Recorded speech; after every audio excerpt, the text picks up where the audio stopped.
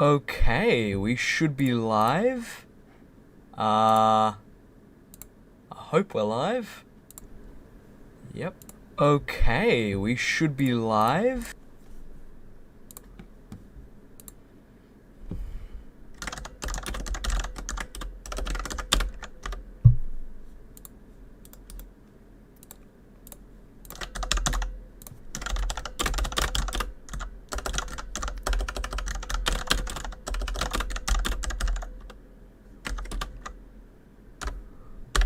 Oops, okay. Alright, if you guys can hear me and it's all working, please say in the chat that you can. It's saying we've got...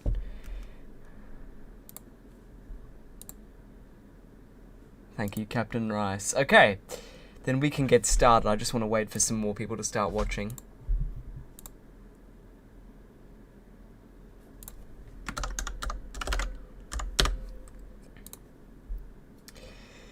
Alright. I think I'll wait till we've got around 2 peepers.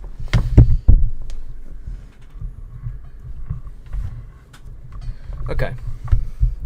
So I'll just start explaining how this is going to work. So I'm using Tier List Maker. Thank you to them for making this. We've got all the presidents down here. How this is going to work is there are 7 tiers, and it goes from S to F. S, A, B, C, D, E, F. F is for presidents that basically, I'm going to restrict that to a very small number of presidents because I don't want to just, cram a bunch of people down in the bottom tiers.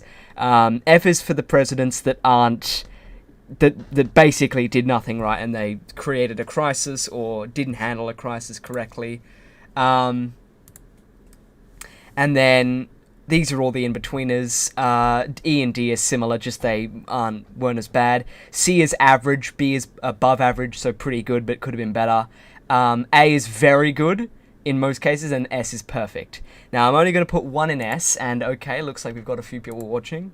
I'm going to start off by putting George Washington in S. Here's the benchmark, because it is the opinion of me and a lot of other people that he is the kind of ideal president, because he wasn't greedy, he wasn't lustful of power, and he was very charismatic. So I'm going to keep him there.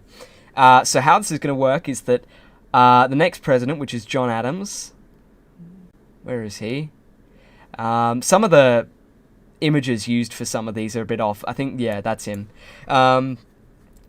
So I will explain a bit about my reasoning as to why they are in a certain place. I'm not... Oh, yeah, that's right. I'm not going to be doing Trump because I'm not going to be doing Trump or Biden because Biden hasn't finished his presidency and Trump may still get a second term. So that's... So I obviously can't do... by that logic, I probably shouldn't do Jimmy Carter either, but I'm going to do Jimmy Carter because I don't think he'll be running anytime soon. On that note, I think we can get started. A lot of people are watching, and I don't want to make this go for too long. A lot of people... if you don't know, I'm usually pretty left-wing, but I'm not going to be biased to that account when I'm looking at these presidents. Because, yeah, they're all... I don't like to get... I don't base them off of whether they're Republican or Democrat. My second favorite president is Republican. Granted, my first is Democrat, but still. On that note, let's get started. So, John Adams. John Adams is a... John Adams, I'm going to put it a D. He was the second president. He served 1 term from 1797 to 1801. Interesting. He was... I think he came in and he didn't really know... It was a bit of a weird time then, because George Washington had just straight up left. He'd said, I could stay, but I'm not going to, because he just didn't want to. He wanted to go up to a mountain and retire, and I respect that.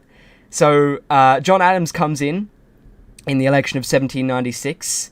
Yep. And I think there wasn't really much control at the time. It was a bit of a chaotic time. They were still figuring out what was going on. And then, of course, there were the Alien and Sedition Acts, where he basically forced Native Americans out of their homes. and that was pretty much directly against what he stood for, which because he was against slavery. And this list isn't based off of character. If it was character, John Adams would be a bit higher, but this is based off of their presidency and presidency alone. And for John Adams, he is a D. The next president, which is Thomas Jefferson, he is going at A. He's the first A president. He's a low A. I'll say he's just clinging onto that A. But I think as for someone who came in at an early time, again in 1800, he was the first one to kind of start figuring things out. Because he wanted... obviously, yes, there was the Louisiana Purchase, which over doubled the size of the state, which was incredible. I think he would be one of the only presidents who would have done that, because that was a very risky move.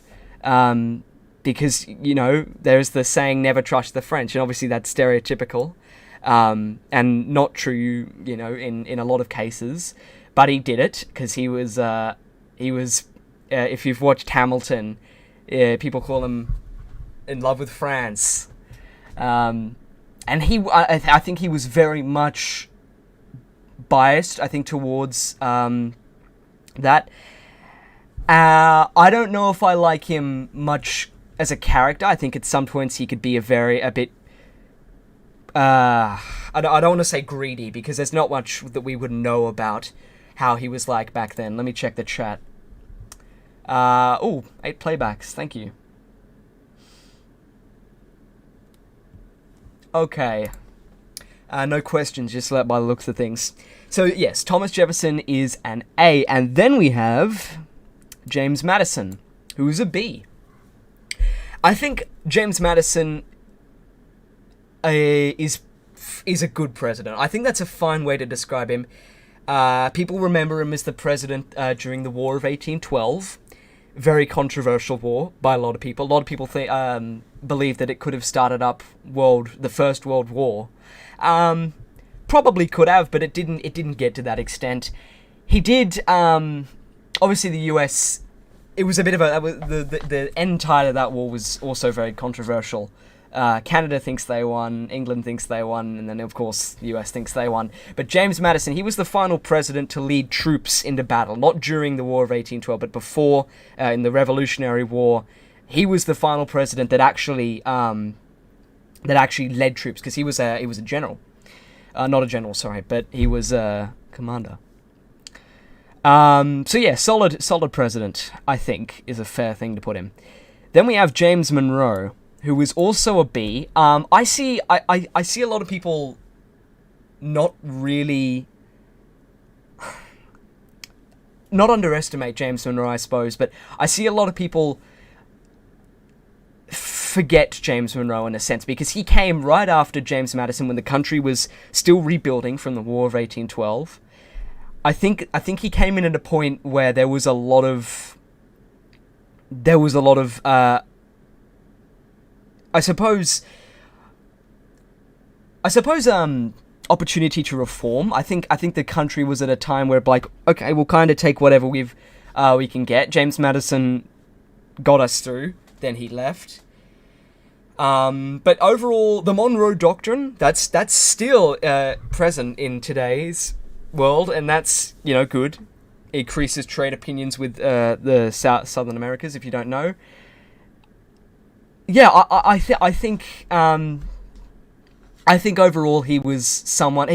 Remember, he ran unopposed during the election of I think it was 1824. He just, no one ran against him. I don't think there was any particular reason for that. It was just obviously there were reasons for it, but it was mainly just the fact that there was a moment there where no one wanted the presidency, and he was just left on his own. Lucky him. That is a gift that only 2 presidents would ever get. Okay, next up we have John Quincy Adams, and I think I go a bit back and forth with John Quincy Adams. I sometimes think he's C and then other times B, but I'm going to put him in C right now. mainly because he came after James Monroe. I think the reason I'm not inclined to put him a bit higher is because of the election of 28. He entered the 32. I think it was actually. He entered the political landscape as not an outsider per se, because he's the son of John Adams, but I think someone who was a bit unrespected in a lot of ways, because he won the election only by decision of the court. He actually didn't gain a majority against Andrew Jackson, who's coming up next. He only just won.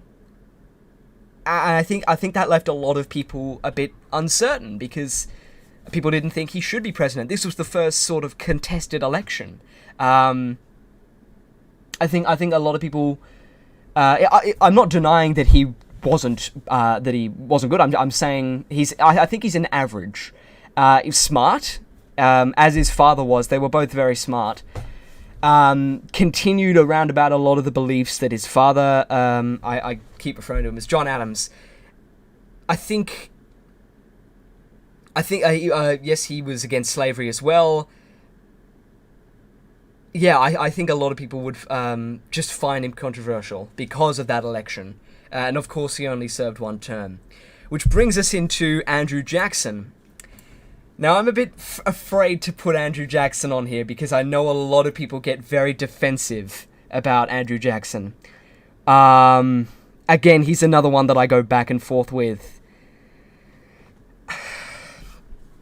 I'm gonna put him, for this one, I'm gonna put him at a D, but the reason I'm putting him at D is because he's very, I see a lot of people compare him to Woodrow Wilson, and there's a big reason for that, and when I get to Woodrow Wilson, I'll explain why.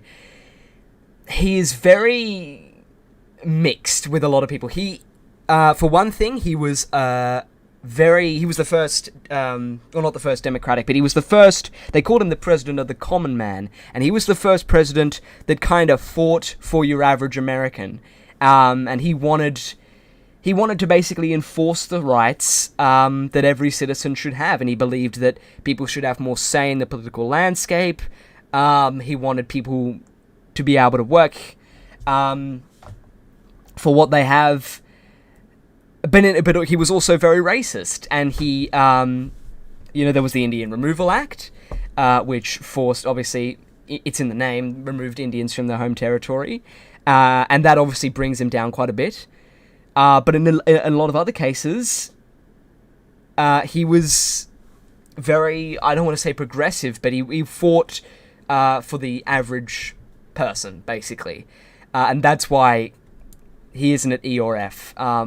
Probably E is a bit fairer, but I just feel like that his ideals were very mixed.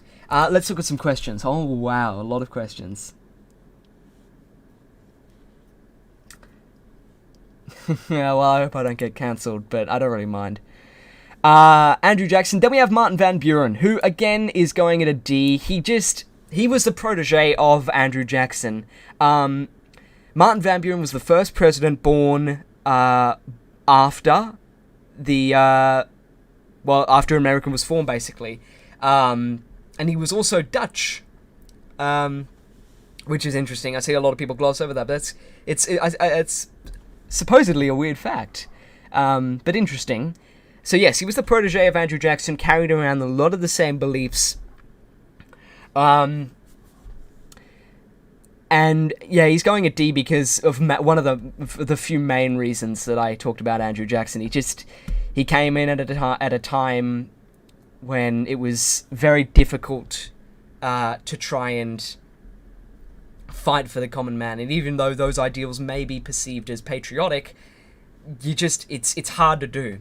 And his protege was the protege of Andrew Jackson, who's here, so they both go there.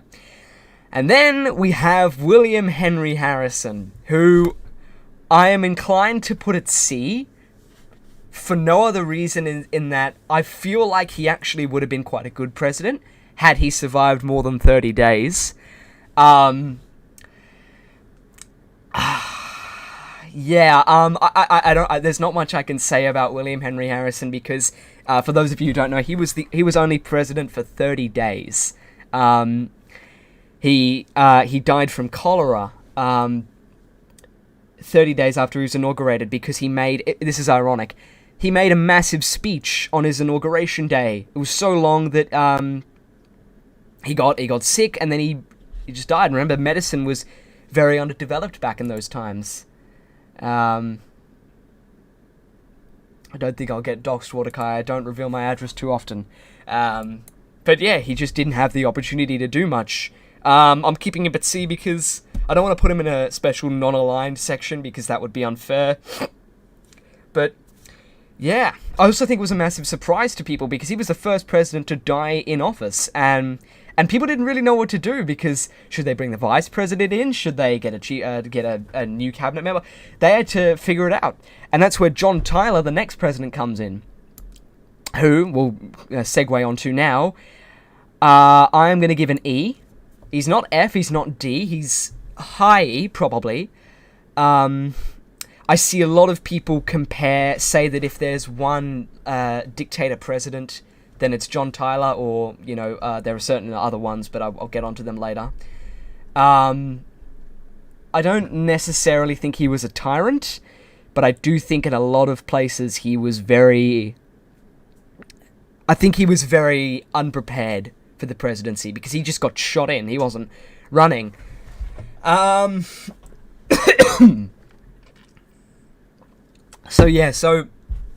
what do I think about John Tyler? Well, as I said, he didn't do much. There was the war with Mexico, or the War of Mexico didn't really start up until James K. Polk, who's coming next.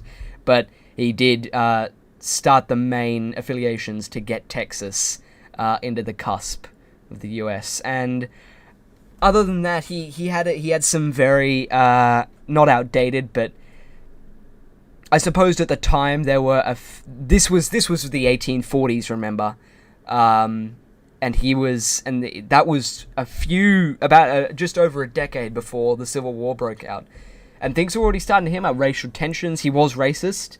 I think in a lot of ways he was just unprepared, and that's what brings him down.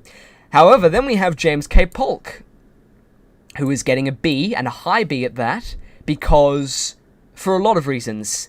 He was an imperialist. He didn't believe in the sovereignty of other nations. He wanted to basically say, if you're at war, then we have every right to join a war.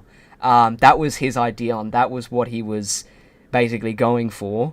And that's where the War of Texas started to heat up, and he did go to war with Texas. And while, yes, the U.S. did...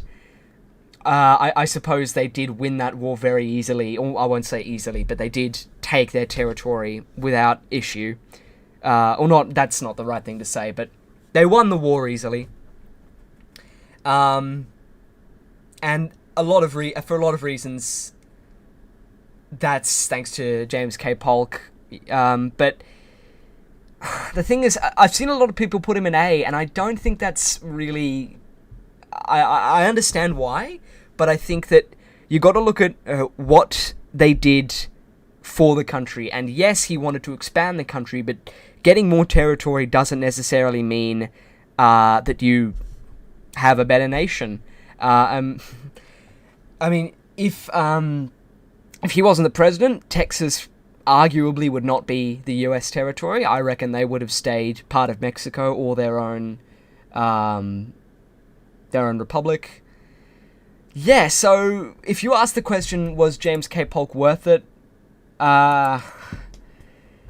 It's debatable because it's different for every person. Another big factor was the Oregon border dispute, where the US demanded territory that was owned by Canada, that later became Oregon, the state of Oregon. I think he would have really wanted to take all of Oregon, but not unfortunately, but he couldn't, because otherwise that would start up a whole nother war that they were not prepared for. Yeah, I think it's a fair place to put James K. Polk. Yeah. Then we have Zachary Taylor, who is also getting an E. Zachary Taylor died quite early on in his presidency, second president to die in office.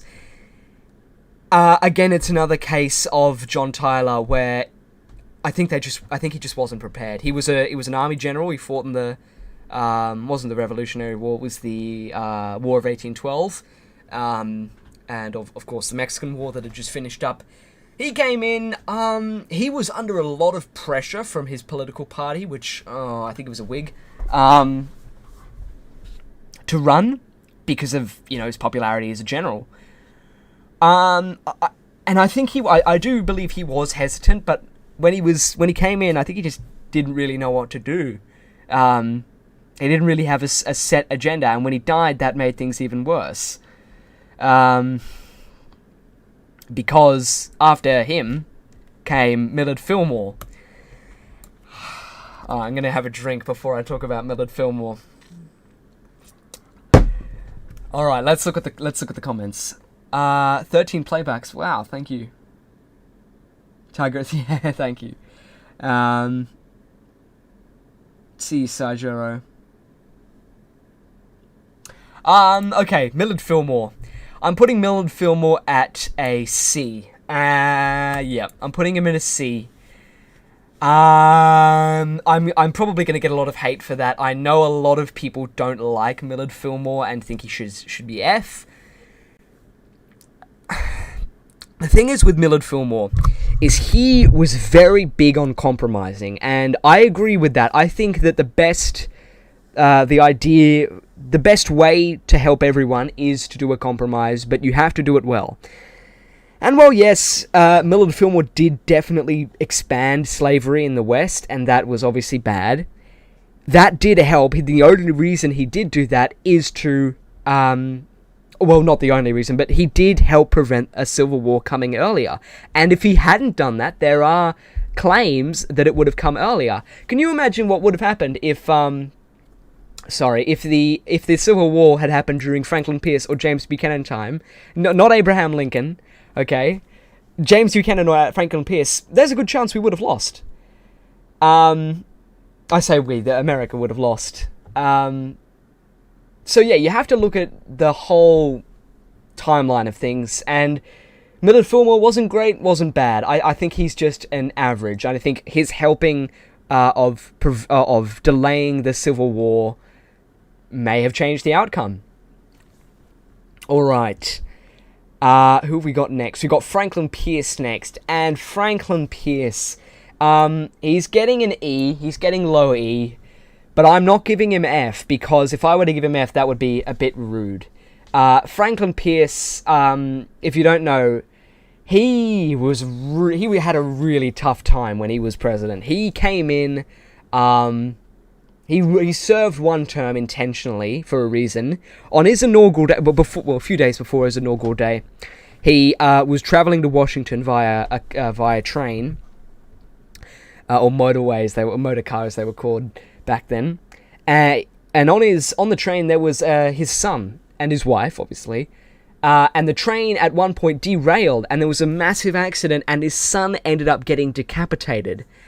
And I'm not kidding, you can search it up. That actually happened, and it was terrible because his wife was distraught. He said it was the devil's work for him to be the president, and she didn't want him to run again.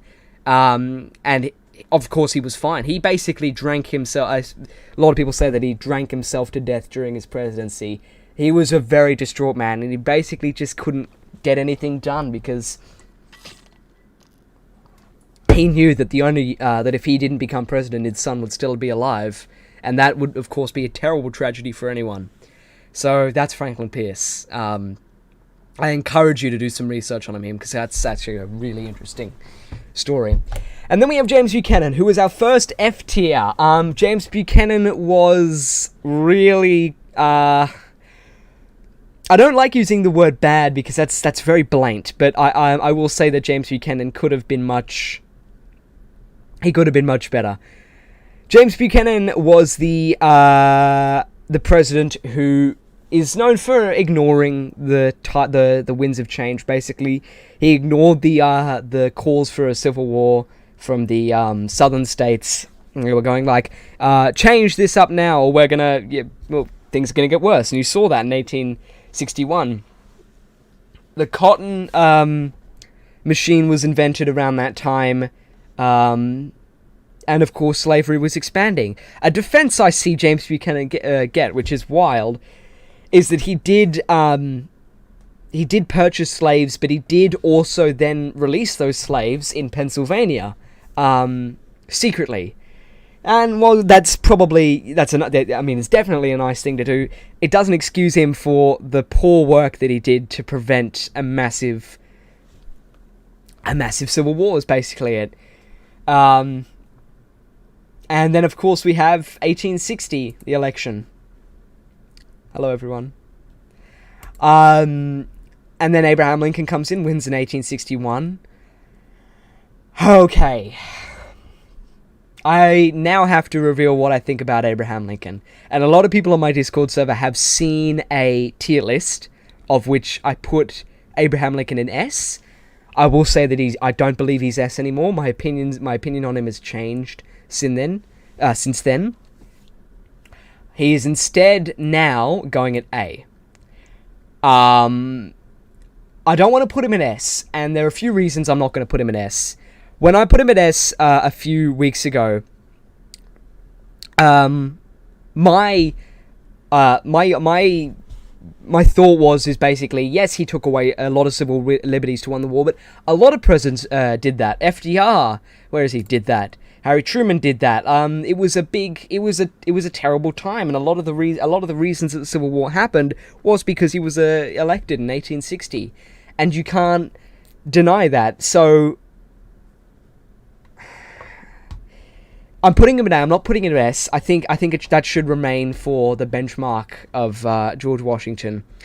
And I still believe that the removal of civil liberties during war times can be beneficial, but it has to be done at an extent where there won't be riots, basically. And I think in some cases he may have stepped a bit beyond the Constitution to do so. So he's A. He did free slaves, but keep in mind, he was a bit racist. He wasn't like, full on Black Lives Matter. He was he believed that he wanted to win the Civil War with or without freeing slaves. And he had to do that because of the pressure of his society and his time in political party. So Abraham Lincoln is very well known, and he is A. And then we have Andrew Johnson, who comes in after Abraham Lincoln is unfortunately assassinated on April 14th, 1866, sorry.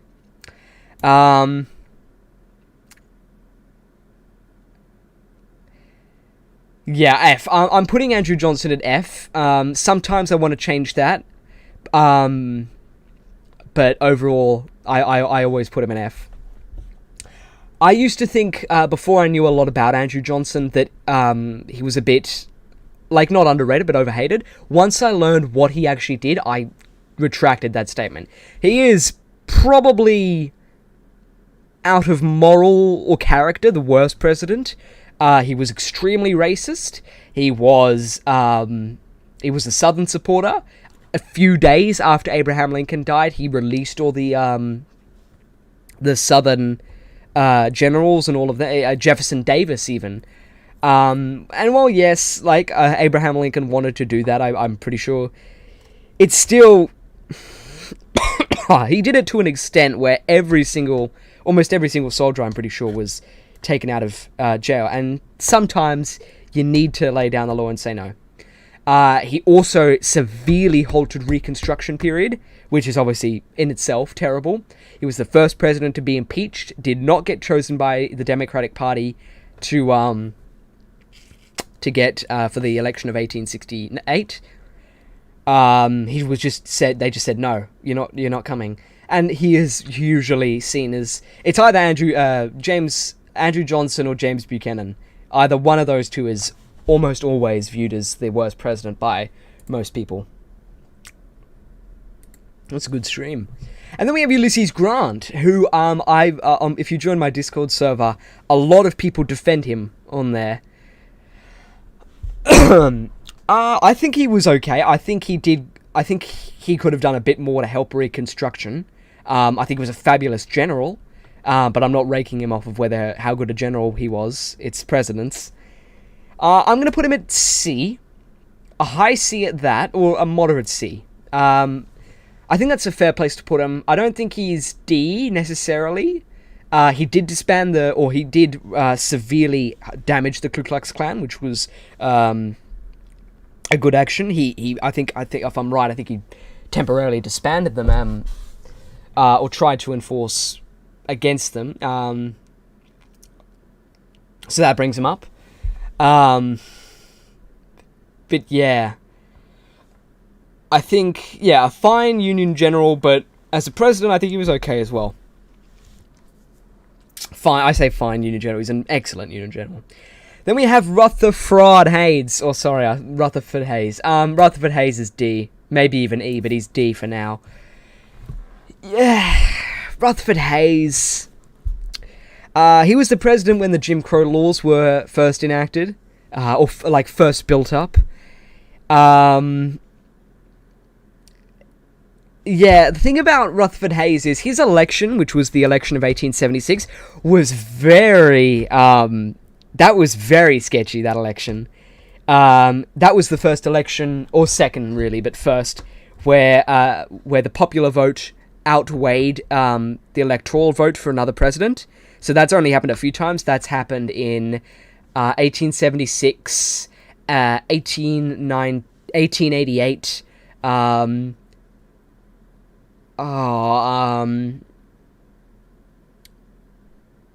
2000, 2016, and I think there's yes, of course, the Andrew Jackson and John Quincy Adams one. That was they called him Rutherford Hayes because it was seen as a fraud election. He went up against Samuel J. Tilden. I think Samuel J. Tilden was an interesting candidate. He may have done some good things, but that thing is, I know more about presidents than I know about the opposing political candidates, usually.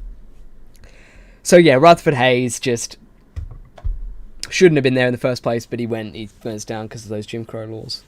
And then we have James Garfield, I am going to put as a B. I think that's fair, yeah, B. James Garfield was an incredibly intelligent man. He was a mathematician. Here's a funny story, and I'll tell you this. In my maths classroom at school, there is a poster board of little fun anecdotes about mathematics.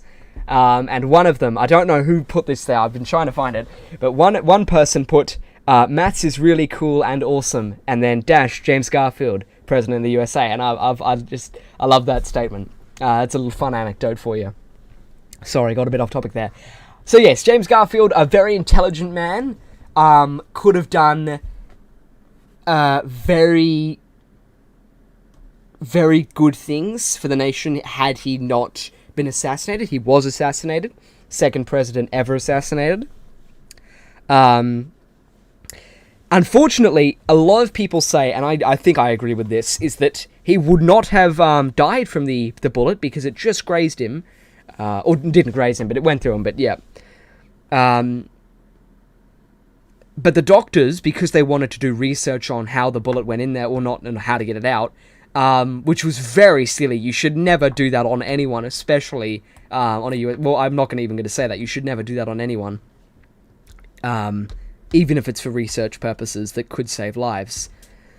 Unless they volunteer for it. And that ended up him dying. He actually died on my birthday, which is interesting.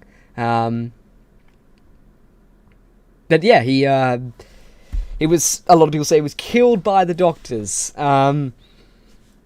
Yeah, probably. And then in comes Chester Arthur, who was his VP. Chester Arthur is getting a C. Mainly because, I won't lie, Chester Arthur actually didn't do much. He didn't really want the presidency. But he had to take it because that was how it worked. He kind of just, he went along with some of the things that Garfield... Oh, yes, also Garfield. He's not related to Garfield the cat.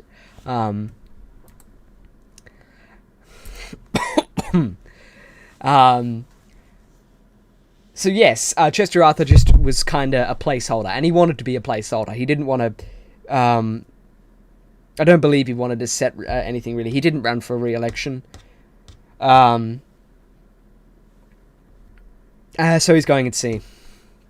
And then in comes Grover Cleveland, who is very famous, pretty famous for doing what is now called a Grover Cleveland term, where you get elected once, then don't get elected, and then get re-elected. He's the only president right now to have done that. A lot of people think that Trump's going to pull a Grover Cleveland term. I don't know if he's going to do that. Be interesting. So Grover Cleveland is, I will admit that I actually don't know a lot about Grover Cleveland. I know he passed a lot of bills. And of course I know about his terms. I know he married, I think it was his cousin's, I think it was cousin's friend or something, in the White House, which was, interesting. So I'm inclined to put him at a C. I know he was the president when I think the first battleship was constructed. I can't speak as to whether he had anything to do with that. But yeah, he's going at C. And then Benjamin Harrison, who technically did come before Grover Cleveland, but he also came after him. It's a bit weird. He was the president that beat him out in 1888. But then, of course, he made a comeback in 1893. Benjamin Harrison was, first of all, his election. Grover Cleveland won the popular, but not the electoral. So, again, another contested election.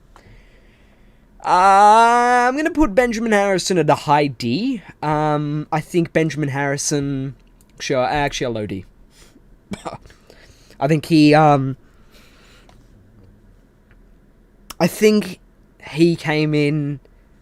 I don't think a lot of people expected him to win, because Grover Cleveland was ahead in the popular. Again, he's another president that I actually don't know much about. I know that he was forced to deal with a lot of riots from Indian tribes, and I know that he was very... I think I actually don't. I'm pretty sure he was against it. I do know that he wanted to integrate them with American society, which people say can be racist, but maybe he was just trying to be... Maybe he really just was trying to be genuine. But anyway, moving on from him, because he's going at D. William McKinley, who I do know quite a bit about. He is going at a... I'm going to put William McKinley at a high C. McKinley's going there because he did come in during the late 1890s. Reconstruction was pretty much finished by this point. But he came in, and he wanted to reform a lot of things. And by doing so, when he was elected, the economy did do very well. He was very good at handling and stabilizing the working class's ability to work. But I see a lot of people put him in A, because of that, based specifically on the economy. Well, I don't believe he's A. I believe that he could be B, but he was... what's the word? An expansionist. He was responsible for the annexation of Hawaii. He was... he didn't make it a state. That happened a while later, but he did do that. Yeah. That's William McKinley, he's C. And then in comes Teddy Roosevelt, who is A, for a lot of reasons. Main reason being is that he cared very much about... I think he just genuinely cared about the country and its people. Like, you see a lot of presidents who all they want to do is be a footnote, or have a a stance in history. I think Teddy Roosevelt was somewhat like that, but remember, when William McKinley was assassinated, which he came in as vice president, and then when he was assassinated, was inaugurated, some of his views were a bit different to William McKinley's, and when he came in, he created national parks, which prohibited the construction of, obviously, I think you all know what national parks are. But yeah, I think he was just someone who wanted to not only preserve the country, but he wanted to preserve its people. He was very against monopolies, which I agree with. I think monopolies are that's a whole another topic, but they can be very ineffective if used incorrectly. So he fought back against that. Not as much in his second term as he did in his first term, where he was a bit more relaxed about things. But he's just an inspiring guy, a charismatic guy. The country loved him. As you see, if you look at the election of 1904, he won in a landslide. There's a reason for that. He could have easily won if he ran in 1908, but instead he didn't. He nominated his vice president, William Howard Taft, who is a B tier. He served 4 years. I think William Howard Taft was good. I think he didn't really want the presidency too much. If you actually, I won't search it up now, but there's a good photo of him and Woodrow Wilson standing out on Woodrow Wilson's inauguration day. William Howard Taft he's smiling. He's having a great time. Because his dream wasn't to become the president. His dream was to become a Supreme Justice. And he got that dream. A few years later, Warren Harding signed him in. He became a Supreme Court Justice and did so for quite a while. And I think that's ultimately wanted to do. He did share a lot of the same passion about Teddy Roosevelt. Mind you, that's a bit ironic considering that in 1912, the election he lost in, Teddy Roosevelt had to run against him. So that, because he disagreed with a lot of things he was doing. And that was really, let's move on to the election of 1912 now. That was really a shame. Because you had Woodrow Wilson, who's coming up next. You had William Howard Taft.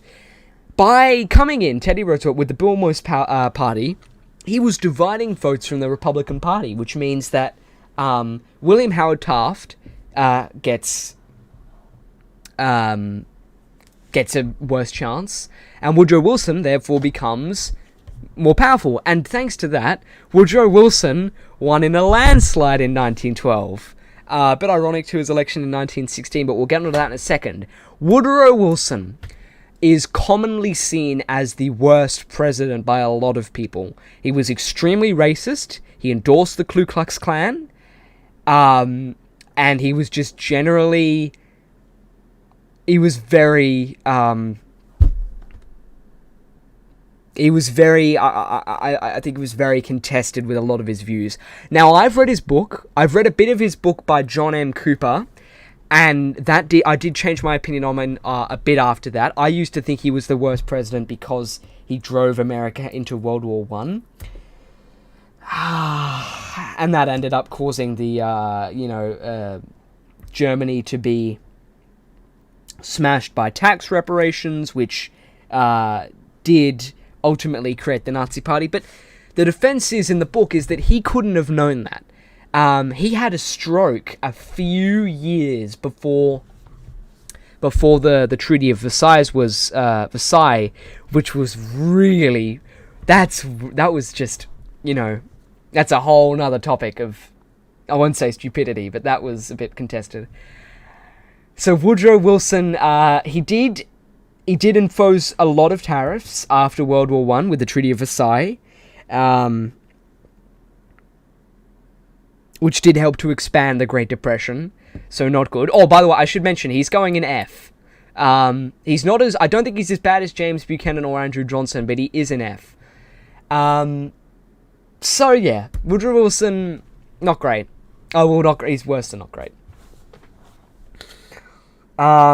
I do recommend that you read his book by John Mancupa. If you search it up, its name is Wilson. You can find the first 70 pages, I believe it is, on Google. Give it a read. It's fun. Well, it's not fun, but, well, it is fun to read. And then we have Warren G. Harding.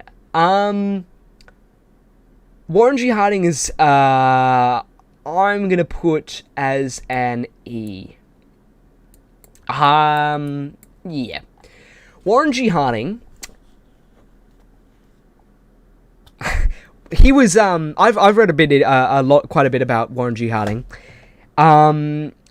He was very big on the slogan of returning to normalcy, which was his campaign slogan in 1920. Yeah, I mean, he didn't really do much. I don't want to say that a president didn't really do much, because all presidents have done something. But with Warren G. Harding, I think it was just a bit. I think he was a bit, at the time, he was seen as a bit of a, I suppose not a laughing stock, because people did, they did, like him, but he was just, I suppose he wasn't seen as the smartest guy in the room, or the most qualified. Obviously, he had a lot of scandals. He had the Teapot Dome scandal, he was a womanizer, but then again, most presidents, or a lot of presidents are womanizers. Yeah, I think he was just a bit unequipped. However, I don't give him F mainly because of his impeccable ability of choosing vice presidents, because his vice president was Calvin Coolidge. Now, unfortunately, Warren G. Harding did die in office. He died of a heart attack. Which brings in Calvin Coolidge, who is an absolute A. Calvin Coolidge is probably... I'm probably a bit biased to Calvin Coolidge because I agree with him. I agree with his stance on the political spectrum quite a bit. He wanted the government to have less control. In a few words summed up, he wanted the government to lay it back, especially on the economy, and especially just on pretty much everything. He wanted to basically let the markets run themselves, which I agree with. I think in most cases, you should always let the economy try and stabilize itself, unless, it's a crisis, obviously, which is proved in the next few years by FDR. But yeah, Calvin Coolidge did a great job at just... I think it just... I just generally being an ideal president, because he was very supportive of the Indian tribes. He wanted to integrate them with society, and did, which helps him. He was oh, and by the way, anyone who thinks that his economic ideals don't work, have a look at the Roaring '20s. His decisions with the economy back then basically created the Roaring '20s. That's why I put him in A. But he's probably more like a B. But I'm a bit biased because of his stances and because of what he did to create the Roaring '20s. Anyway, that's Calvin Coolidge. However, after that, we get...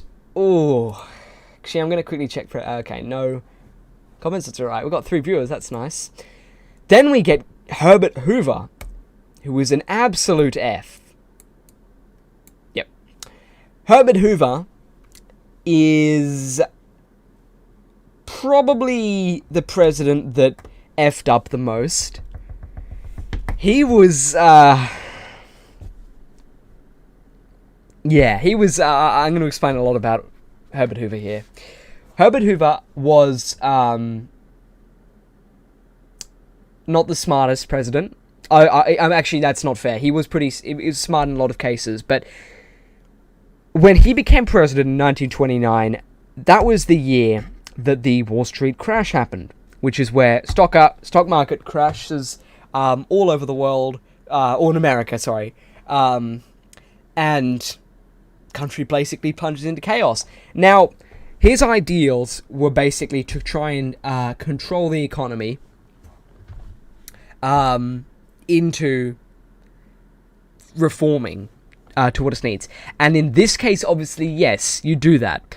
However, another of his ideals was to basically make everyone think that it was fine.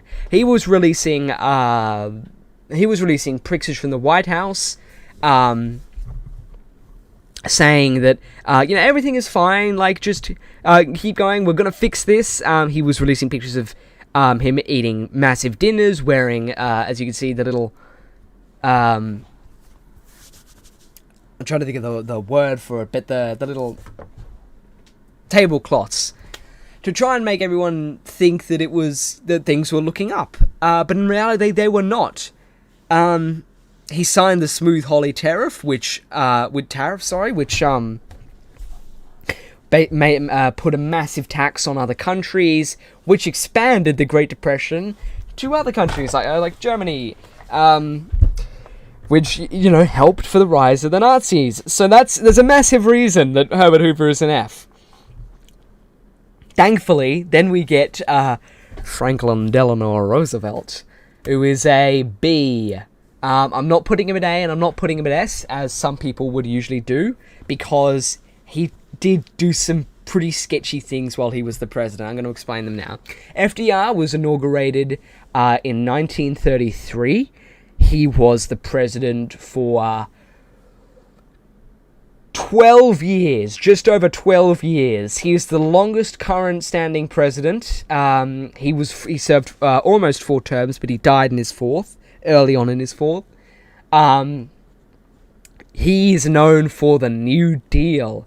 The New Deal is basically his main idea to try and get the country out of the Great Depression, and it worked for the most part. Within his first few years of his presidency, everyone loved him. He won in a landslide in his first 3 or 4 elections. In all of his elections, he won in a landslide. Even massive political opponents like Huey Long or, Charles Lindbergh never ran, but he was still a proponent of it. They didn't have a chance against him because he was so popular. What he was doing was creating thousands of jobs at a time when it was needed most. If you read the Book of Mice and Men, you'll get a bit of an insight as to how really powerful that time was. But however, FDR is not A because of the Japanese internment camps, which was just, honestly, I'll call it what it is. It was stupid.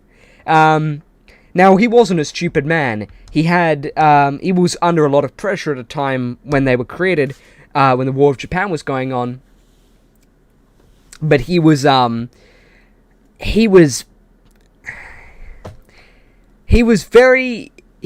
a lot of political pressure to run for the amount of time that he did.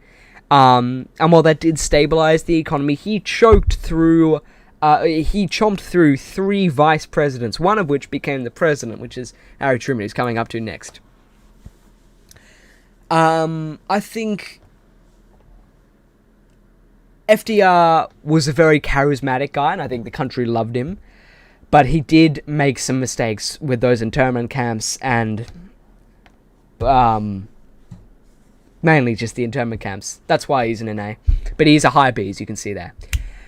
And then in comes Harry S. Truman, who is getting a B. I am not giving him A. I see a lot of people give Harry Truman an A. I understand giving Harry S. Truman an A, but I'm not personally putting him in there. I've watched the movie Truman, very good movie. It was made in 1995.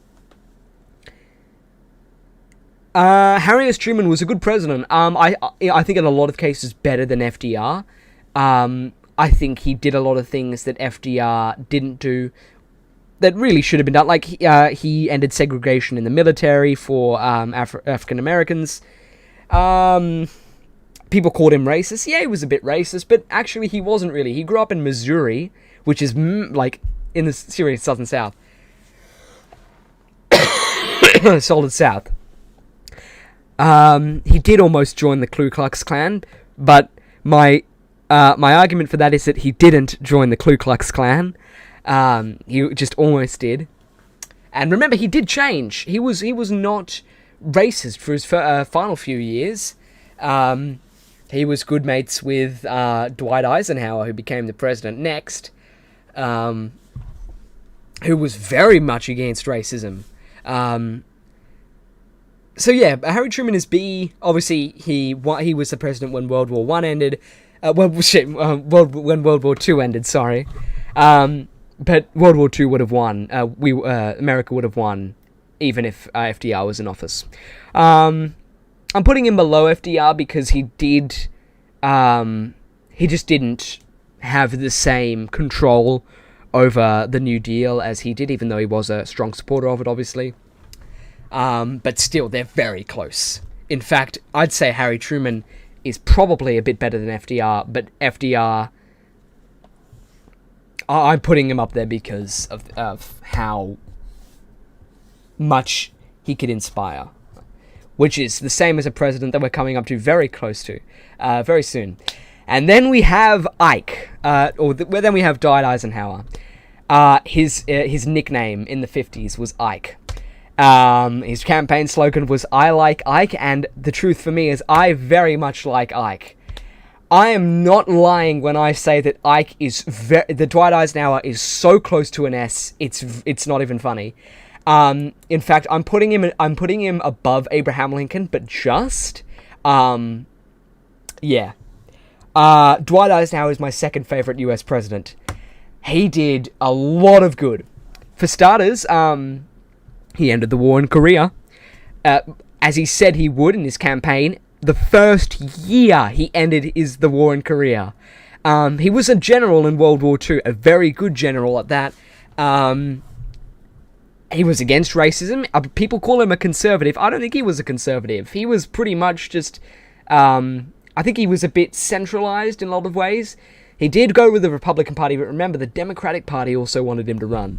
Everyone liked Ike. In both of his elections against Adlai Stevenson, he won in landslides. The second one more than the first. He ended segregation in schools. He had to call in the navies, the Marines, to escort African American students. So he enforced that, and that, honestly, good on him, because that was bold. And I don't think even Kennedy would have gone for something like that. Because that was really something at the time. If you were racist, then you were seen as like, okay, because that was regular at the time. But if you weren't racist, it was a bit saying like, what's going on here? And Dwight Eisenhower was not racist. He supported the end of the segregation in the armies. And yeah, the economy was good. It was a bit ironic because as a war general, he was for peace. Because the 1950s wasn't the year when I suppose hippie stuff started coming out, but it was the year when it started building up. So yes, I very much like Ike. I like Ike more than Lincoln. Yeah. And then we have Kennedy. Probably the most famous modern president, for a very big reason, and I'm sure probably you all should know this. He was assassinated, which was that day, November 23rd, 1963, was probably one of the worst days to just ever... And it's primarily because of that assassination. Okay, Kennedy, I'm going to start off by saying that Kennedy is A. He's actually, no. I'm going to put him below Lincoln. But he is still A. Kennedy is, very, very good.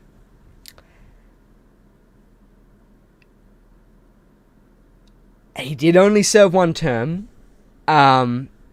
But I think had he served two, which he probably would have in 1964 if he could have, I think he would have won easily. One of the main reasons I put JFK in A is because he was very inspiring. And that sounds really cringy, but he was. He was extremely inspiring and good at basically leading the nation. The Cuban Missile Crisis in October of 1962, that is the main thing for me. I think that if it was any other president, if it were Nixon, if it were Johnson, if it were maybe even Ford or Carter, I would have said that any one of them would have botched that. But not Kennedy, because it's Kennedy. Well, actually, Ike would have been able to fix it. It was such a desperate time, and it was such. For those of you who don't know, the Cuban Missile Crisis was a 2-week period in October of 1962, where the Soviet Union, under the command of Premier Khrushchev, was basically put missiles in Cuba, and they were aiming them as a result of the Cold War right at the U.S. because the U.S. had put missiles in Afghanistan, and then the way they fixed it, which was pretty obvious if you think about it, is if the US took missiles out of Afghanistan, then the Soviet Union would take missiles out of Cuba.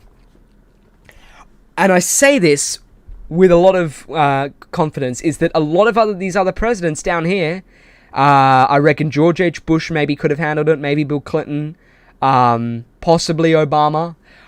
But a very few presidents could have handled that. And if it wasn't Kennedy, and if it was someone like Nixon or Johnson, that could have been nuclear annihilation for both of the countries. Could have been World War III. Just absolute chaos, to put it bluntly. But Kennedy fixed it. He said the day before the missiles he was going to send troops into Cuba to basically start World War III. The day before, Khrushchev calls him and says, we'll just take our missiles out of Cuba if you take yours out of Afghanistan. And he did. They took him out, and the crisis was over. But a lot of other presidents wouldn't have done so well. And of course, he was very for civil rights. He wanted, he was mates with Martin Luther King. He wanted to end segregation everywhere. And I think I will say that if he hadn't been assassinated, I don't think the civil rights law could have passed. I think it needed that extra juice from Johnson and that extra bit of sympathy towards Kennedy's assassination for the Republicans in Congress to go, okay, yep, we'll give this a try. But who knows? You got people like oh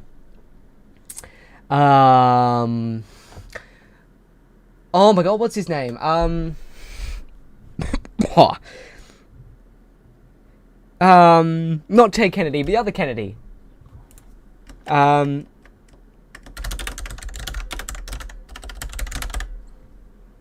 Robert Kennedy. Bobby. He would have made a great president. In fact, maybe even better than JFK. But because he was assassinated, now we'll never know. I reckon he would have won in a landslide, I will say, if he was alive to run in 1968. But all of the Kennedys, maybe excluding Ted Kennedy, were very... I think very charismatic is the right word to use. Yes, the election of 1960 was a bit sketchy, but ultimately, it was, I suppose sketchy is the wrong word, because, he did win the popular and the electoral, but by barely. And also, people say that he had ties with the mob. Maybe, I don't know if that's true. It was a less conspirated thing back then. And also, I'm ranking Kennedy off of being a president. If it was character, different story. Also, yes, he was a womanizer. Yes, and that's there have been lots of womanizer presidents. Yeah. Anyway, sorry, I went a bit of a tangent there, but Kennedy is my favorite president. So I have a lot to say about him. Unfortunately, very unfortunately, he is then assassinated, and Lyndon Johnson comes in. Lyndon Johnson is a C. Yeah, no, actually, yeah, he's there. Lyndon Johnson kind of stuffed up in a lot of places. He's a C because he passed the Civil Rights Bill, and I don't think Kennedy could have done that. He was very sympathetic about Kennedy's assassination. He wanted to continue on his legacy, and that I respect, because I don't think Kennedy would have kept him on the ticket if he was alive to run in 1964.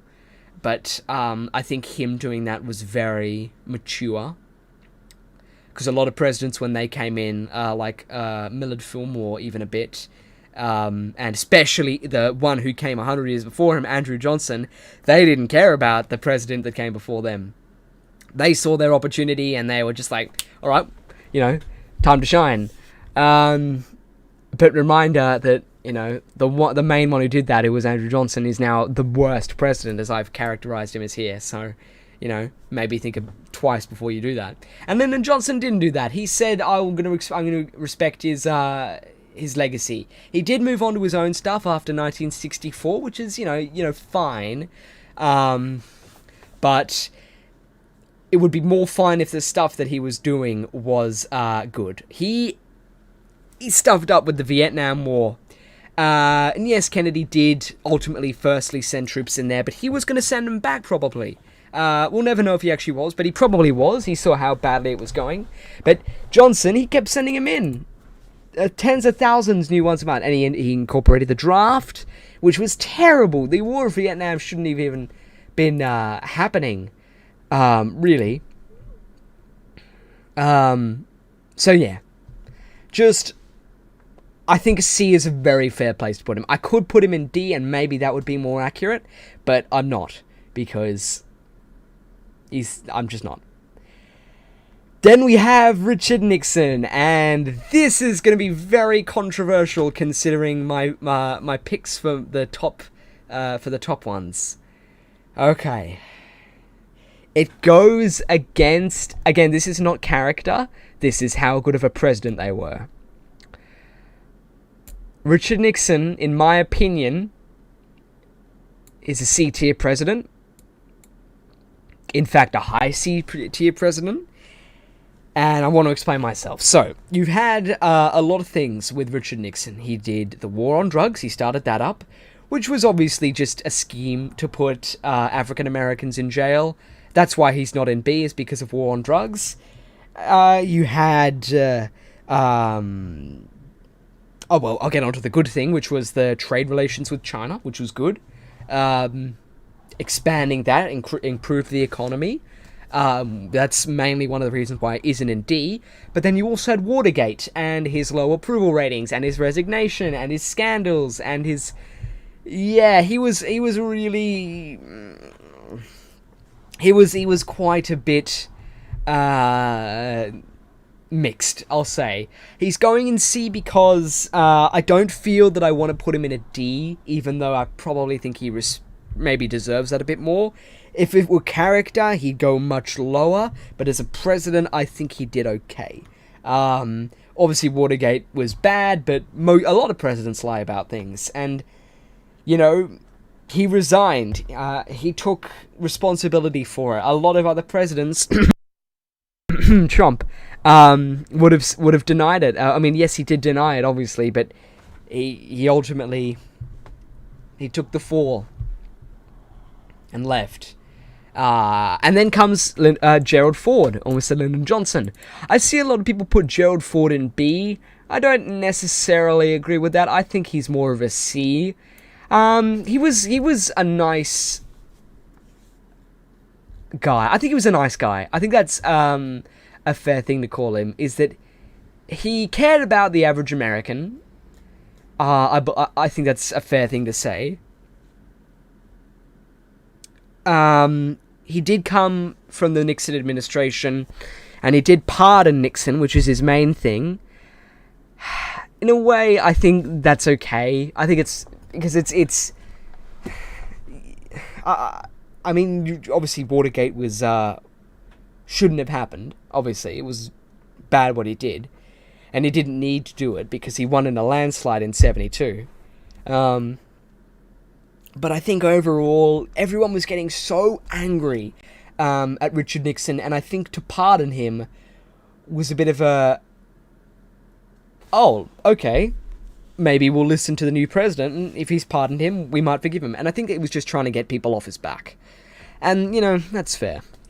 Gerald Ford was a nice guy. Yeah, that's Gerald Ford. Then we have Jimmy Carter, who was also getting C. Yeah, he's getting low C, but he's higher than Gerald Ford. He won in 1976. I feel like that election was a bit contested. Gerald Ford almost won. Jimmy Carter didn't win in a landslide. Both candidates were pretty meh.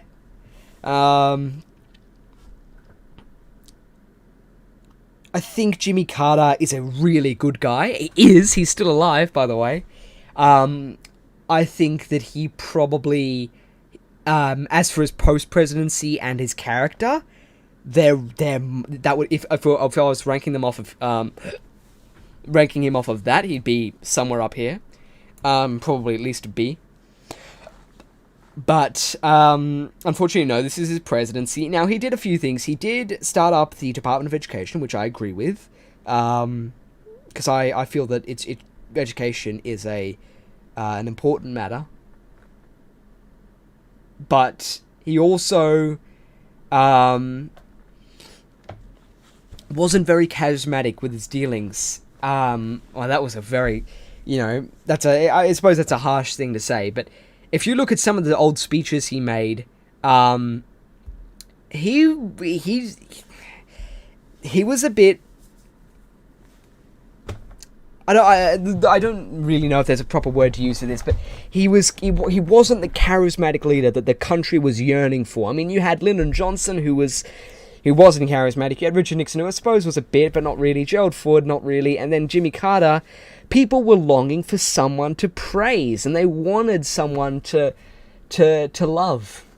Mind you, they'd be very happy in 4 years when Ronald Reagan came around, but we're coming to him next. So yeah, Jimmy Carter, he was a potato farmer, by the way. I think a C is fair. Yeah. And then comes Ronald Reagan. I'm putting Ronald Reagan, and he's very controversial. I'm going to put him...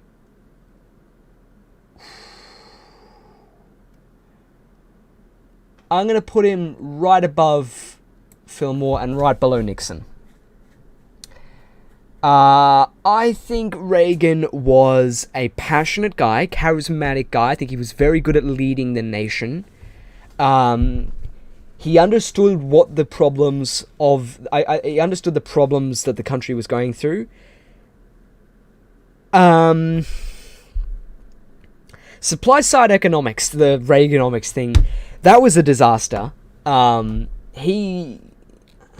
don't think it's necessarily his fault that it was a disaster. I think that if any president introduced something like that, like Johnsonomics, or the Democrats would never go for that, but I think anyone would understand that that's, or not understand. I think that would not go well either way. Reagan was a charismatic guy. I put him in C, because he could lead the nation. And one of the reasons he was so popular is because a few days into his presidency, he was shot by a guy who now has a YouTube channel who does guitar lessons. I'm not joking. He was shot. He was incapacitated for 2 weeks. And over that time, people started realizing, oh wow, this guy's willing to die for our nation. And obviously, that wasn't the case, but he may have been, actually. I can't speak to that. But I think a lot of presidents get more respect after they've been assassinated, because of their assassination. Look at Lincoln and Kennedy. Kennedy was great, but I think people love him even more because of the fact that they had him for so short. Like, I'm sure everyone, if they asked, would you, if you had to bring back to life either Lincoln or Kennedy, they'd say Kennedy, because Kennedy, I think he had that ability to just lead a nation. So if Ronald Reagan was assassinated, chances are he would have been even more popular. But he wasn't. He did survive. And his approval ratings shot up massively. And people loved him because of his ability to lead. Not as much for his reforms or his ideas. He did expand war on drugs. He was a supporter of Nixon. There was the Iran-Contra affair, which was super shady. Oliver North ended up taking the fall for that, but never got convicted. That was a very shady dealing. Yeah, so Reagan's going in C. I feel like there's all the reason for him to go in either B or D, not an A, not an E or F, maybe. But I think he's an average. Is a fair thing to say for Reagan. Yeah, he served 2 terms, and then we have who I personally am a fan of. We have George H.W. Bush. Controversially, I'm going to put him in A. Yep, I'm putting him in A. I like George H. Bush. I think he was a great vice president. I think he was very good at expressing his opinion towards Reagan and working with Reagan. I think when he was president, he had a very firm idea of what he was going to do. And for the most part, he did that pretty well. He won the war with Iran, in record time, which was very impressive. He dissolved the Soviet Union, or helped dissolve the Soviet Union, end the Cold War. That was his main thing. His main thing was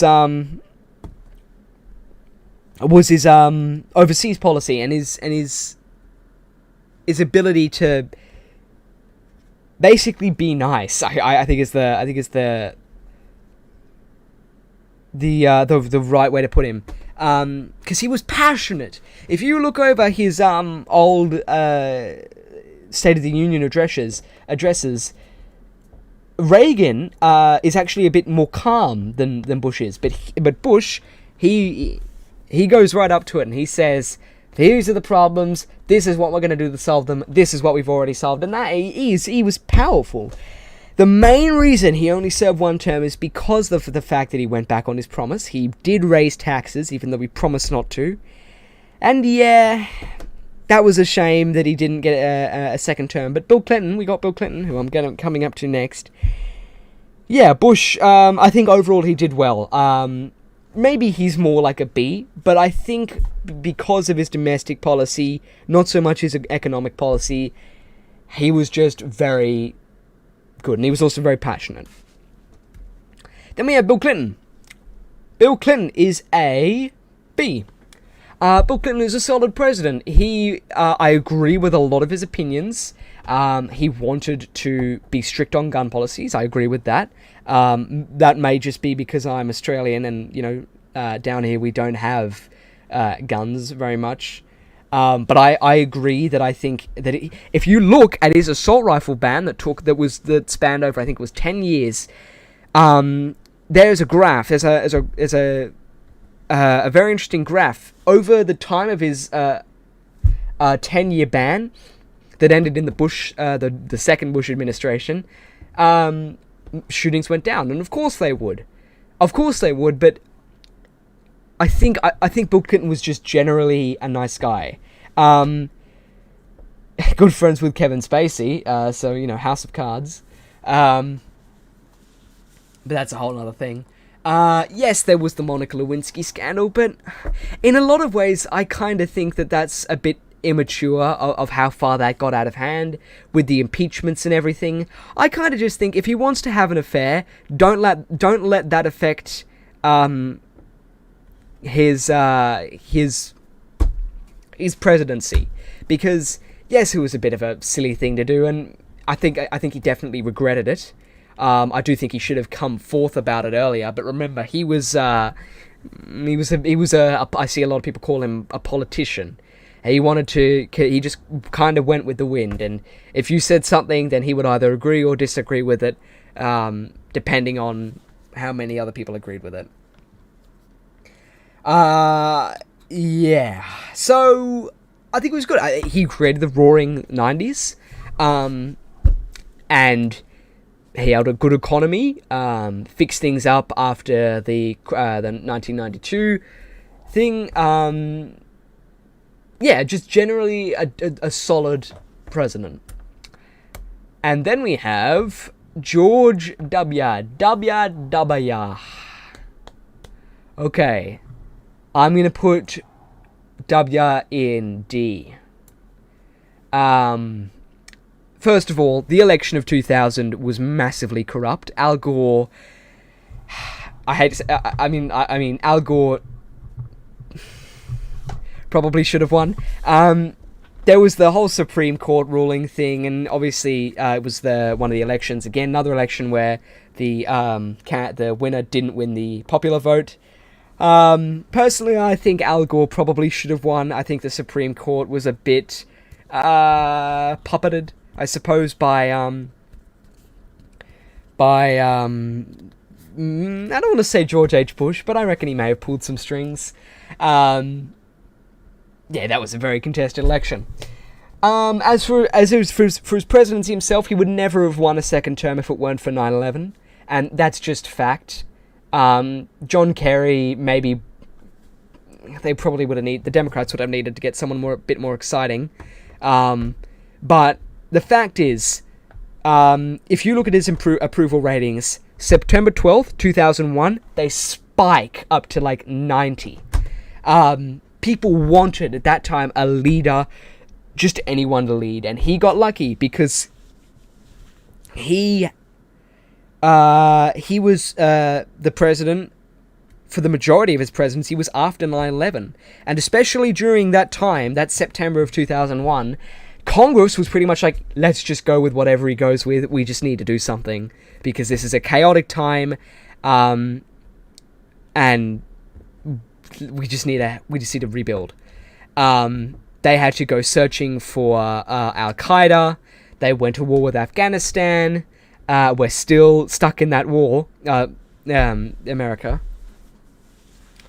There was the Patriot Act, which was very controversial. There were a lot of things. It was tampering with the Geneva Conventions.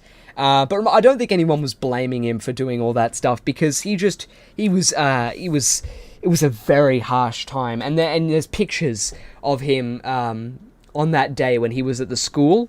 He was reading a book to some infants when it happened. People say that if he wasn't elected, some people say this, then 9/11 would have happened. I disagree. I personally disagree. I think there may have been some changes as to how it happened, maybe a different date or maybe different runnings. But I think ultimately they weren't going to care whether Al Gore or George W. won. I think that was just people blowing off the nerves. He did win in 2004 by a margin. He would not have won in 2009 had he been able to run, because his approval ratings were just shocking at that time. But at that time, when his main presidency was in place in 2001, he could pretty much do anything.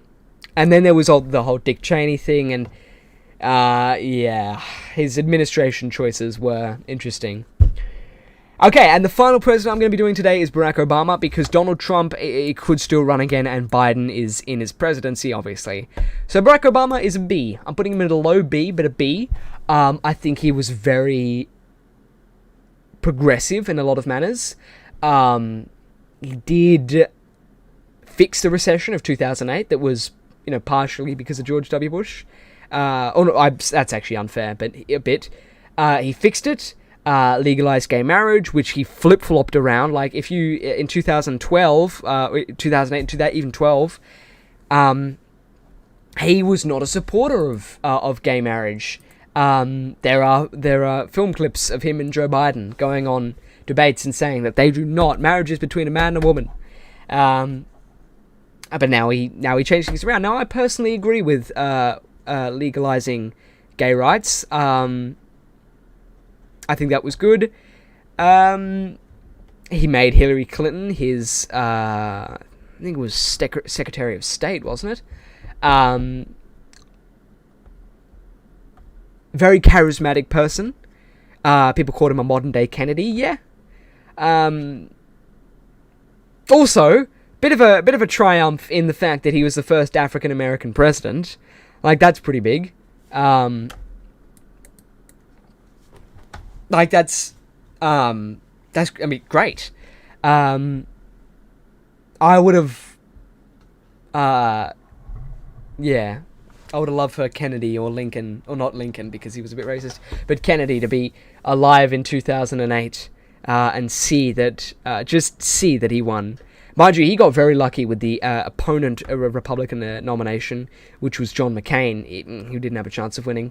Not many people like John McCain. And Obama won by pretty much a landslide in 2008. Not in 2012, I'll remind you. Mitt Romney came very close. He came very close to winning in 2012. So yeah, if it was Mitt Romney in 2008, would have been different. Probably not, because he won in a bigger margin than he did in 2008 than he did in 2012. His approval ratings were fair. He's usually seen as a great guy, and he is probably, I mean, he's not, I suppose, in the spotlight anymore, but he is. Michelle Obama, his wife, has done a lot of good as well. Who was the first lady. I think he was just generally a charismatic guy, not too great to be able to put in I think Obamacare was a good idea, just it wasn't handled well. It had good intentions, but it needed to do more. Do you know how it can? Yes, we can. Yes, we did. But yes, we could have done a bit more. It's actually pretty funny. All right, and that's it. That's it for the presidency. My ranking of all of them. This is probably going to change around, but I don't plan on doing another one of these because I would have to explain to all of the viewers about all of the presidents. I did probably skip out on a bit of information on a lot of presidents like Woodrow Wilson and Jimmy Carter, but I didn't want this to go for too long.